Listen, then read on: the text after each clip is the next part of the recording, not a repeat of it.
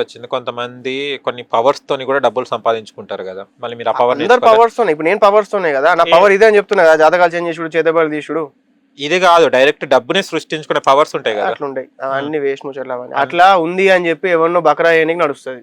ఇట్లా చేస్తే బారిష్ అవుతుంది, తాబేలు పెట్టి ఇది పెడితే పైనుంచి పైసలు పడతాయి, వానికి పడ్డాయట వీనికి పడ్డాయట, బంగారం ఏంటిది రాగి బంగారం మెథడ్స్ ఉన్నాయి. తంత్ర పూజలతోని రాగిని బంగారం చేయొచ్చు. ప్రకృతి అన్ని పనులు కానివ్వదు, ప్రకృతి కొన్ని పనులు మాత్రమే కానిస్తుంది.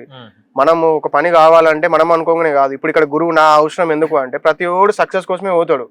ప్రతి ఓడు బిజినెస్ స్టార్ట్ చేసేటప్పుడు నేను దీంతో ఒక కోట్ల రూపాయలకి వెళ్ళాలనే పోతాడు. అందరు సక్సెస్ అవుతారా? ఎవరు కొందరు సక్సెస్ అవుతారు. ఎందుకు సక్సెస్ అవుతారు? కొందరు ఎందుకు ఫెయిల్ అవుతారు? వీళ్ళ ఎనర్జీలో ప్రాబ్లం ఏంది, వాళ్ళ ఎనర్జీలో ప్రాబ్లం ఏంది? ఒక మనిషి బిజినెస్ పెడదామని పోయేటప్పుడు అన్ని ఆటోమేటిక్గా దారిలో పడతాయి. ఆ దారిలో పోతా ఉంటే ఎవడో వచ్చి ఇక్కడ అది ఉందట అని చెప్తాడు, ఇక్కడ ఇది ఉందట అని చెప్తాడు. ఏమైనా ప్రాబ్లమ్స్ అయితే అది స్ప్రెడ్ కాకముందే ఆయన నోటీస్కి వస్తుంది, దాన్ని ఆపేసేస్తాడు. ఇంకొకటి ఏమో ఒక అంత ఏది ఇల్లు కలిపినాక 6 నెలలకి ఏదో అయింది అన్నట్టు అప్పుడు నోటీస్ చేస్తాడు బిజినెస్ ఇట్లా అయితే. ఎందుకు ఇట్లా జరుగుతుంది? ఈ రెండు వ్యక్తుల మధ్య డిఫరెన్స్ ఏంటిది? It is a difference of energy. It is a difference of their జాతకమా, ఎనర్జీయా, శక్తియా, వీటిని మనం సెట్ చేస్తాం కాబట్టి మనం పేమెంట్ తీసుకుంటాం.